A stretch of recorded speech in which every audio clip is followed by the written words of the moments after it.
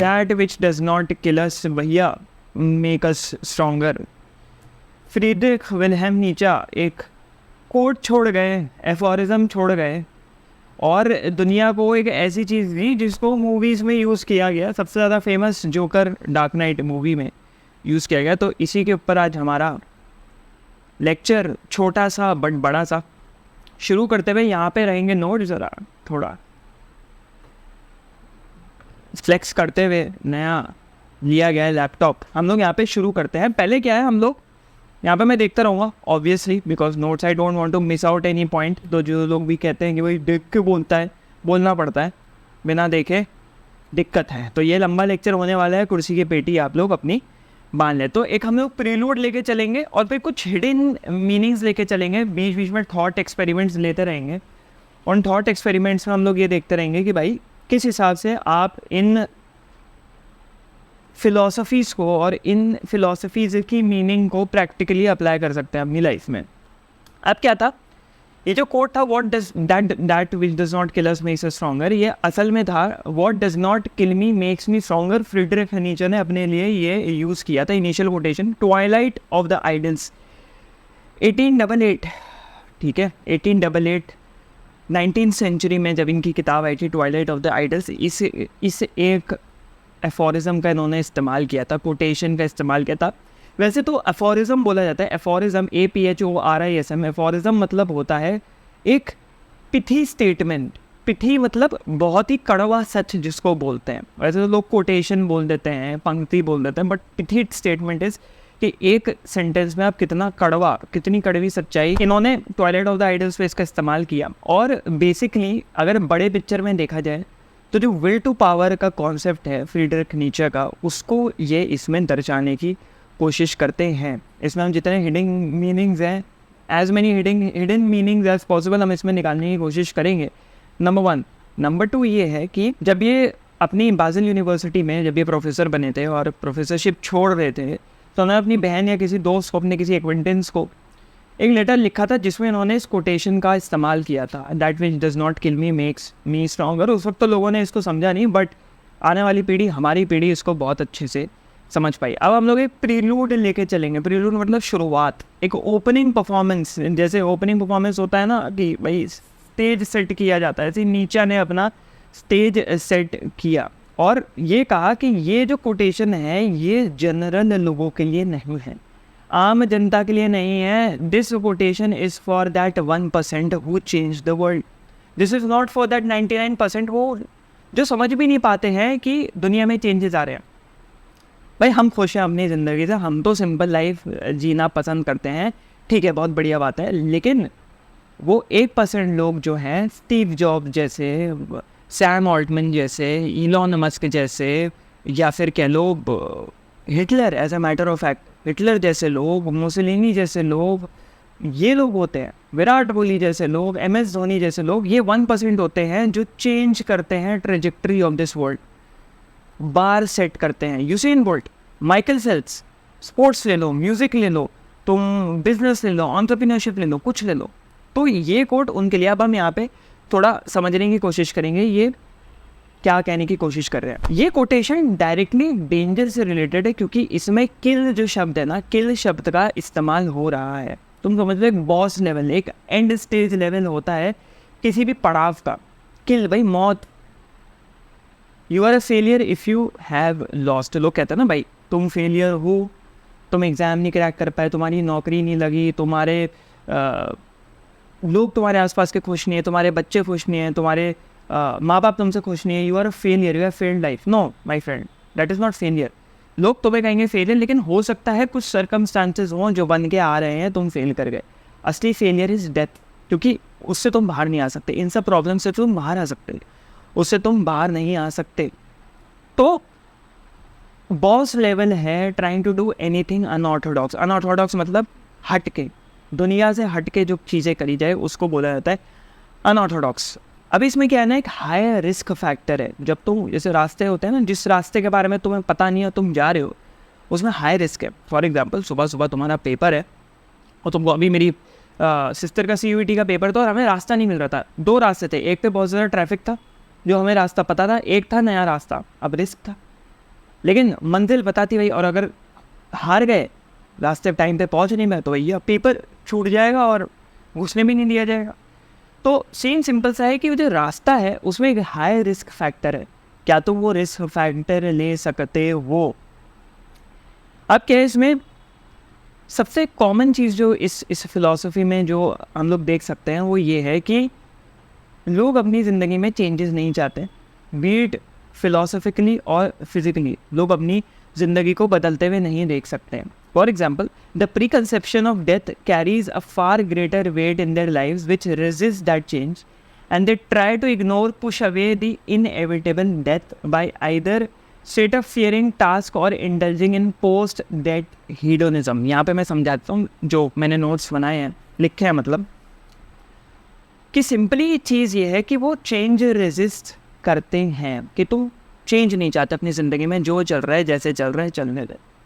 और वो ये नहीं समझे, वो ये समझना नहीं चाहते, वो ये अपने अंदर प्रोसेस नहीं करना चाहते कि मौत आएगी। डेथ इज़ इनएविटेबल, पहली सांस और आखिरी सांस, ये दो चीज़ें फिक्स्ड है, ये दो चीज़ें फिक्स्ड है। इसके बीच में तुम कुछ भी करो कोई फ़र्क नहीं पड़ता, इसके बीच में तुम रिक्शा चलाओ या हवाई जहाज़ चलाओ कोई फ़र्क नहीं पड़ता, पहली सांस और आखिरी सांस, उसके बीच में तुम किस तरीके से अपनी ज़िंदगी चला रहे हो, सबसे इम्पोर्टेंट चीज़ वो। दूसरी चीज़ ये कि पोस्ट डेथ, मौत के बाद के हीडोनिज़म जो है ना, हीडोनिज़म क्या होता है, डिज़ायर। हीडोनिज़म क्या होता है, लालच एक तरीके का, of materialistic pleasure, beat here beat in your afterlife. Material pleasure is material pleasure, यहाँ लूटो या मरने के बाद लूटो, ठीक है। उस हीडोनिज़म को ये लोग यूज़ करके दे justify their mortality in an inability to achieve that in this life। हम यहाँ मटीरियलिज्म नहीं अचीव करना चाहते, यहाँ हम एकदम मोह माया को दूर रखते हैं, लेकिन आफ्टर लाइफ में हमें मोह माया चाहिए। यहाँ हम हीडोनिज्म को गाली देंगे, लेकिन आफ्टर लाइफ में हम हीडोनिज्म को पकड़ के बैठ जाएंगे, मटीरियलिज्म को पकड़ के बैठ जाएंगे। आफ्टर लाइफ में मिलेगा तो हम उसको पकड़ के बैठ जाएंगे। तो क्यों चेंज चाहिए, क्यों हम बने वो 1%, हम तो 99% खुश है ना, 1% हम आफ्टर लाइफ में बन जाएगा, ये सबसे इंपॉर्टेंट चीज़। अब यहाँ पे हम लोग विल टू पावर को समझेंगे इस लेक्चर में, और यहाँ पे जो मैंने थोड़ा सा लिखा हुआ है कि अपना बेस्ट सेल्फ कैसे बन सकता है इंसान इस ज़िंदगी में, किस तरीके से तुम अपने बेस्ट सेल्फ बन सकते हो और एक लास्ट मैन ना रह जाओ और एक ओवरमैन बनो, अकॉर्डिंग टू फ्रीडरिक नीचे। जो है यहाँ बनो ऊबरमेंश, यहाँ बनो ओवरमैन, लास्ट मैन मत बन जाओ। ऐसे लोग मत बन जाओ ना नाहिलिज्म को इम्ब्रेस करके बैठ चुके हैं, ठीक है।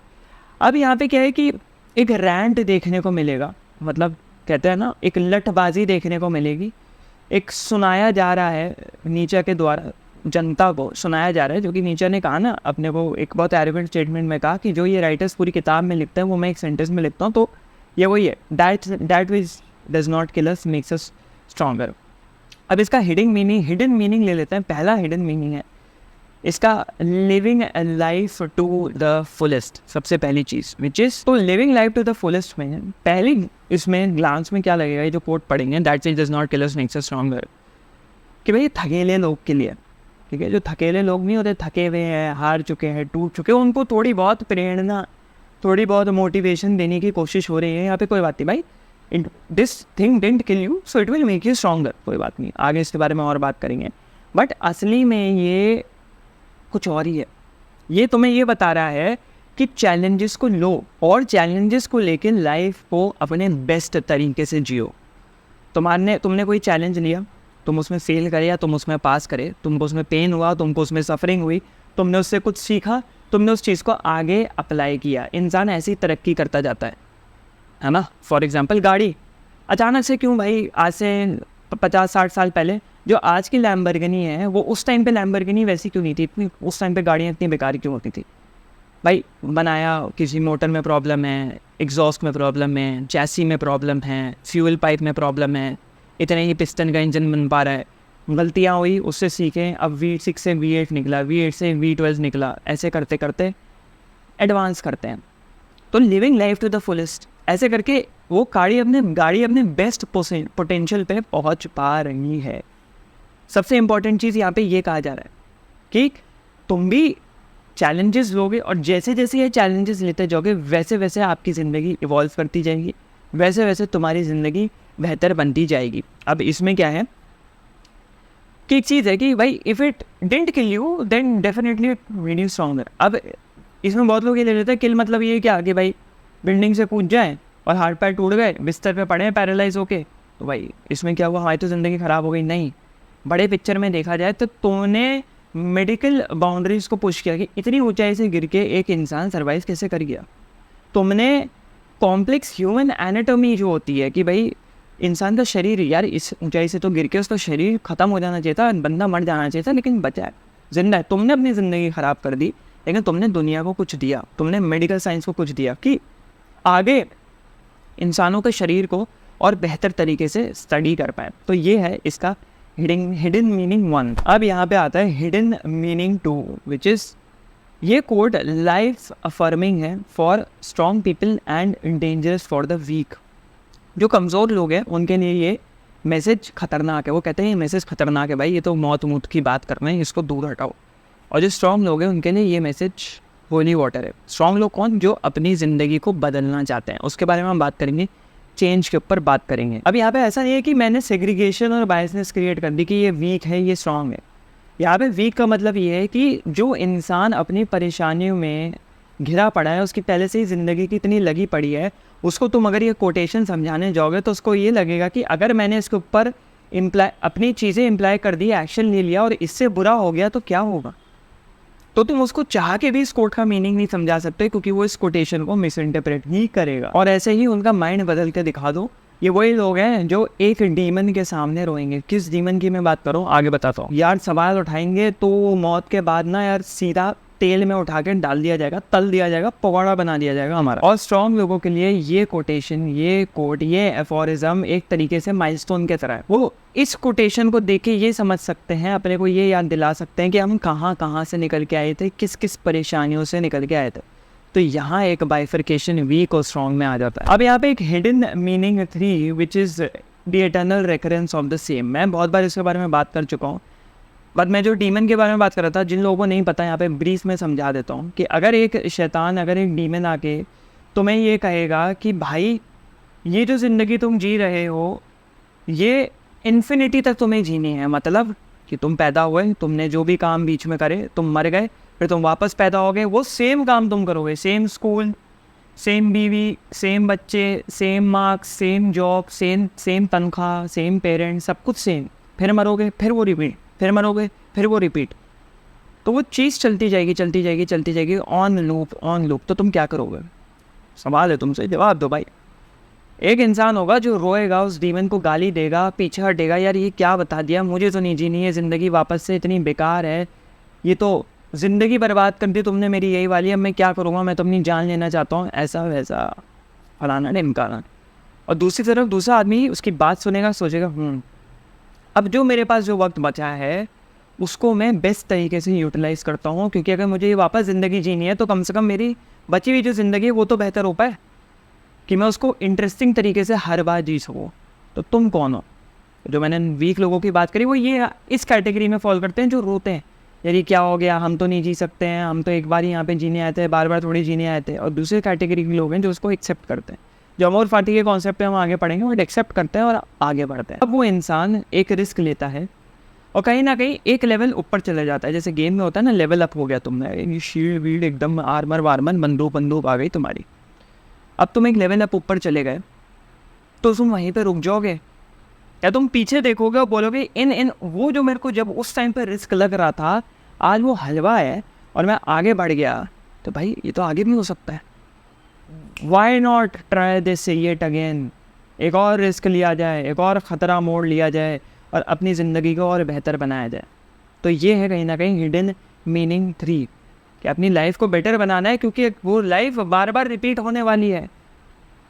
तो why not try things, why not live dangerously. Live dangerous से भी मैंने एक लेक्चर बनाया है, अगर देखना चाहते हो। हिडन मीनिंग 4, ये कोट एक कैटलिस्ट की तरह है, और वो कैटलिस्ट क्या है? Change is a catalyst. इसको ध्यान से सुनना, और जिसको कैटलिस्ट नहीं पता मैं बता देता हूँ, अपनी केमिस्ट्री वगैरह जिसने पढ़ी है पता होगा उसको, जिसने नहीं पढ़ी है उसको बता देता हूँ कि कोई भी केमिकल रिएक्शन ए से बी तक जाने में, जो तुम बीच में कोई ऐसा केमिकल डाल देते हो कि वो रिएक्शन जल्दी हो जाए, अगर उस रिएक्शन को होने में 10 मिनट लग रहे थे, वो रिएक्शन अब 2 मिनट में हो जा रहे हैं, तो जो केमिकल डाला वो कैटलिस्ट की तरह काम करता है, रिएक्शन प्रोसेस को स्पीड अप कर देता है। ऐसी चेंज है, चेंज, बदलाव। जैसे कोटेशन सुने, change is the only constant या the only constant is change, ऐसा पैराडॉक्सिकल कोटेशंस है, बट बदलाव। भाई जब तक तुम बैठे रहोगे तुम्हारी बॉडी थोड़ी बनेगी। जिस दिन तुम उठ के जिम जाओगे उस दिन तुमने अपनी लाइफ में एक चेंज लाया, उस दिन तुम्हारा फिजिक, तुम्हारी बॉडी बननी शुरू होगी। तो वो चेंज तुम्हारी लाइफ को एक लेवल से दूसरे लेवल तक लेके जाता है, वो इम्पोर्टेंट है। क्यों, सही कह रहा हूँ ना भाई, है ना? तो वो चेंज करना हमारी लाइफ में बहुत ज़रूरी है। यहाँ पे एक छोटा सा थॉट एक्सपेरिमेंट, तुम अपनी लाइफ बदलना चाहते हो, तुम अपनी लाइफ को बेटर करना चाहते हो, क्या करोगे? बैठोगे, सोचोगे, बैठे रहोगे, क्या वो चीज़ मिल जाएगी? मुझसे सवाल करो, मिल जाएगी? नहीं मिलेगी। यही वो इंसान अपनी तशरीफ जो टिकाए हुए है उठता है और अपनी ज़िंदगी आगे बढ़ाने की कोशिश करता है, छोटा सा चेंज लेकिन कोशिश करता है, कुछ इम्प्रूव होता है लाइफ में, उसको लगता है यार मैंने अपनी लाइफ में चेंजेस लाए, ये तो अच्छा हुआ। ये जो फीलिंग है अच्छा होने की, दैट इज़ द कैटलिस्ट। वही है जो इस चेंज के रिएक्शन को बेटर और जल्दी बना रहा है। वही तुम्हें चाहिए, वही हमें चाहिए। जिम का एग्जांपल जो मैंने लिया वही है कि एक दिन तुम्हारा जिम जाने का दिल नहीं कर रहा, लेकिन तुम अपने को पुश करके जिम जाते हो और जिम से आते हुए इतनी अंदर में खुशी फील होती है ना कि कुछ तो किया। मतलब समझ लो 0.2 मिलीमीटर बाइसेप बढ़ी, लेकिन बढ़ी तो सही, कुछ तो मैंने गेन किया। वही होता है change. Hidden meaning 5, amor fati, the love of one's fate. किस्मत कह लो, अपने फॉर्चून से प्यार, जो हुआ हुआ, उसको एक्सेप्ट करना। अब सवाल यहाँ पे एक और thought experiment, do you want to grow? तो अपनी ज़िंदगी में बेहतर बनना चाहते हो, अपनी ज़िंदगी को बड़ा बनाना चाहते हो, live life make it large हुआ था ना रणवीर सिंह वाला ऐड, वो royal stack make it large वाला, वो बड़ा बनाना चाहते हो? कहा चाहते हो, नहीं चाहते हो? और अगर नहीं चाहते तो भाई गलत ही चैनल पे हो, गलत ही ज़िंदगी जी रहे हो। कुछ और ही देख लो, जो थोड़ी बहुत ज़िंदगी बची है उसमें कुछ कॉमेडी वॉमेडी देख के अपनी ज़िंदगी में रोमांच ले, गलत चैनल है आपके लिए। लेकिन अगर चाहते हो और नहीं कर पा रहे तो भी एक बहुत बड़ा वेस्ट ऑफ टाइम है, अभी करो। सबसे इम्पॉर्टेंट चीज़ कि तुम्हें अपनी लाइफ में एडवर्सिटीज़ और परेशानियाँ एक्सेप्ट करनी आनी चाहिए। जो हुआ हुआ, अब उससे हम कुछ अच्छा निकालेंगे। सबसे बड़ी प्रॉब्लम लोगों की पता है क्या है? लोग ये बोलते हैं जो हुआ अच्छे के लिए हुआ, और दूसरे तरीके के लोग होते हैं जो हुआ उससे अब हम कुछ अच्छा निकालेंगे। इन दोनों में डिफरेंस है। जो हुआ अच्छे के लिए हुआ उसको तुम छोड़ दोगे किसी एक्सटर्नल फैक्टर के ऊपर, है भाई होना ही था। अब जो हो रहा है अच्छे के लिए हो रहा है भाई, जो चल रहा है भाई चलने दो, हम क्यों उसमें उंगली करें, उंगलबाजी करें। लेकिन जो बोल रहा है अब जो हुआ उसमें से कुछ अच्छा निकालने की कोशिश करते हैं। अच्छे के लिए नहीं हुआ, ज़रूरी नहीं अच्छे के लिए हुआ, लेकिन अब इसमें कुछ अच्छा निकालने की कोशिश करते हैं। इन दोनों में बहुत डिफरेंस है, ध्यान से समझना। तो अमोर फाती इस कोटेशन में ये है कि अगर ग्रोथ चाहते हो, बेहतर अपनी ज़िंदगी चाहते हो, तो एक्सेप्ट करो, एक्सेप्ट करो। That which does not kill you makes you stronger. ये चीज़ एक्सेप्ट करनी बहुत ज़रूरी है कि तुमको रिस्क लेना ज़रूरी है। वो रिस्क तुम्हें मार नहीं देगा, लेकिन तुम्हें ताकतवर बना देगा। Hidden meaning 6, the will to power, विल्ला और मार्क। विल टू पावर, इससे पहले शोपेनहावर ने बोला था विल टू लाइफ और विल ज़ुम लेबन, जर्मन थोड़ी बहुत ज़रा हम। अभी यहाँ पे सीन ऐसा है कि एक ऐसी ड्राइविंग फोर्स है तुम्हारे अंदर जो तुम्हें पुश कर रही है अपने को बेहतर बनाने के लिए, अपना बेस्ट वर्जन बनने के लिए। विल टू पावर मैंने अलग लेक्चर बहुत बना रखे हैं, जाके देख सकते हैं, यहाँ पे मैं एक्सप्लेन ज़्यादा करूँगा नहीं, बट अपने को बेहतर बनाने के लिए। शॉर्ट में अगर बोल दूँ, शोपेनहावर ने बोला कि विल टू लाइफ होती है, विल ज़ुम लेबन होता है, हर कोई जीना चाहता है, जीने की तमन्ना, जिनमें जीने की इच्छा, वो ड्राइविंग फोर्स है। नीचे आए उन्होंने बोला फिर लोग स्काई डाइविंग क्यों करते हैं, फिर लोग स्कूबा डाइविंग क्यों करते हैं, फिर लोग अपनी ज़िंदगी के साथ रिस्क क्यों लेते हैं? उनको पता है जब वो मर सकते हैं लेकिन फिर भी लेते हैं। तो लाइफ से वो कुछ हट के है, तो इसमें एक बेस्ट वर्जन ऑफ योरसेल्फ बनना पड़ता है। विल ज़ुम मार्क, उसके बारे में फ्रीडरिक नीचे ने बात करी। एक कॉन्सेप्ट अपने फुलेस्ट पोटेंशियल, बेस्ट पोटेंशियल को अचीव करने का, जो कि सुपरमैन का कॉन्सेप्ट है, जो अपने बेस्ट पोटेंशियल को अचीव कर चुका है वो। मैंने रिसेंटली एक पॉडकास्ट किया था जिसके ऊपर मैंने इस विल टू पावर के कॉन्सेप्ट के बारे में अच्छे से बात करी है, तो उस पॉडकास्ट को तुम जाके देख सकते हो। उसका मैं लिंक नीचे डिस्क्रिप्शन में छोड़ दूंगा, काफ़ी अच्छा पॉडकास्ट था, मज़ा आया, तो उसको जाके देख सकते हो। और ये जो कोटेशन जिसके बारे में हम बात कर रहे हैं, that which does not kill you makes you stronger, वो कोटेशन एक साइकिल के तरह है।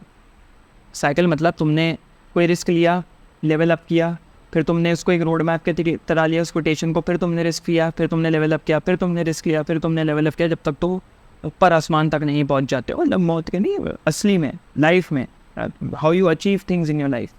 तो ये यहाँ पे बहुत ज़रूरी बन जाता है। यहाँ पे चलो एक छोटा सा थॉट एक्सपेरिमेंट ले लेते हैं। 20-30 साल, उम्मीद आशा करते हैं आप लंबी उम्र तक, ठीक है, 30 साल 40 साल आगे अपनी लाइफ को स्किप करके इमेजिन करो कि तुम बूढ़े हो चुके हो, तुम अपने बेड पे बैठे हो, लेटे हो, तुम्हारे बच्चे हैं, तुम्हारे आसपास लोग हैं, जो भी है, तुमने एक नॉर्मल नौकरी करी, तुमने एक सिंपल लाइफस्टाइल जीने की कोशिश करी कि भाई हम तो सिंपल रहना चाहते हैं, हम तो कोई रिस्क नहीं लेना चाहता, तो बैठे हो, ठीक है, सिंपल लाइफ, अपने घर पे बैठे हो आराम से।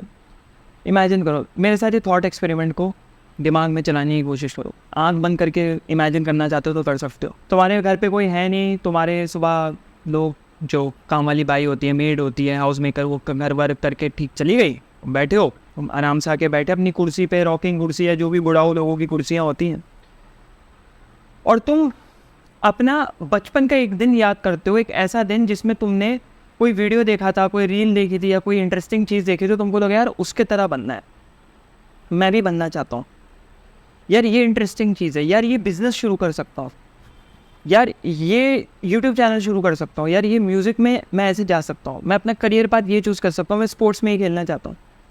तुमने वो चीज़ सोची, लेकिन एक अंदर फियर आया, यार इसमें तो ये होगा, इसमें तो वो होगा, मेरे दोस्त तो ये खेलना ही नहीं चाहते, मेरे दोस्त तो एक्सेप्ट ही नहीं करेंगे, मेरे फैमिली वाले मेरे को मना करेंगे, मैं लड़ भी नहीं सकता फैमिली वालों से, रिश्तेदार मेरे को सुनाएंगे, मेरे घर वालों को बोलेंगे, यार मैं उनको बोलूँगा तो रिश्तेदार जो है मुझे नीची नज़रों से देखेंगे, मेरे कज़न्स के सामने मेरी इज्जत चली जाएगी, है ना, क्योंकि इज्जत बनानी होती है ना भाई कज़न्स के सामने। 20 रुपीज़ को भी 20 रुपीज़ बोल के हम लोग आ जाते हैं, अपना दिखाने के लिए भाई हम क्या पहुँचे हुए लोग हैं। इमेजिन करते हो तुम, फिर तुमको ये लगता है कि यार पैदा होने के बाद, चलो पैदा छोड़ो, उस पॉइंट इन योर लाइफ तुम 17, 18, 19 साल के, 20 साल के, 25 साल के भी हो, और अभी तुम 70 साल के हो, 75 साल के हो, 60-65 साल के हो, उसके बीच में तुमने इमेजिन किया यार मेरे तरह कोई और भी ऐसा बच्चा होगा या कोई और भी ऐसा लड़का लड़की होगी जिसने सेम थॉट सोचा होगा और उसने वो करना शुरू किया और उसको वो अचीव हो गया और उसने अपनी बेहतर लाइफ बना ली। मरना तो सबको ही है भाई, हड्डियाँ तो सबकी गल जाएंगी, या तो तुम राख में मिल जाओगे, या तो तुम खाक में मिल जाओगे, या तो तुम मिट्टी में मिल जाओगे, या तो तुम नदी में बहा दिए जाओगे, या तो तुम वो गाड़ दिया जाएगा, या तो तुम्हें चील कौवों को खिला दिया जाएगा। सबके साथ होना है यार, ए सबके साथ शुरू हुआ, बी भी सबके पास आएगा, पैदा सबको ही हुए। थॉट्स बीच में कोई और ले लो पॉइंट, थॉट सबके पास कुछ अचीव करने का है, लेकिन आगे 1% वही वाले हैं जिन्होंने उसको मैनिफेस्ट किया, जिन्होंने उसके लिए काम किया। और ये सोच के तुम उस टाइम पे कुछ नहीं कर पाओगे, बस एक आंसू टपका पाओगे, उस वक्त को याद कर पाओगे एक मेमोरी की तरह, वेग मेमोरी की, एक सपना था और अगर मैंने अचीव कर लिया होता तो क्या किया होता। अगर मैंने इस कोटेशन को ऊपर ध्यान दिया होता, that which does not kill you makes you stronger, तो मैं एक स्ट्रॉन्ग इंडिविजुअल बन के बैठा होता। वो आंसू टपकेगा, लेकिन वो आंसू टपकना वुड बी इन वेन, बेकार में टपकेगा, जो वक्त गया वो वक्त गया।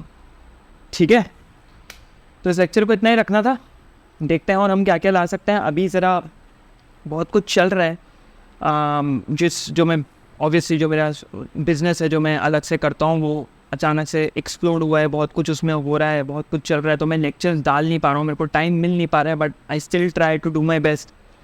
ठीक है, होपफुली लेक्चर्स आते रहे, तब तक मिलते हैं किसी अगले लेक्चर में, है ना। चलो भैया, ये छोड़ देना, लाइक वाइक, है ना, कट लो।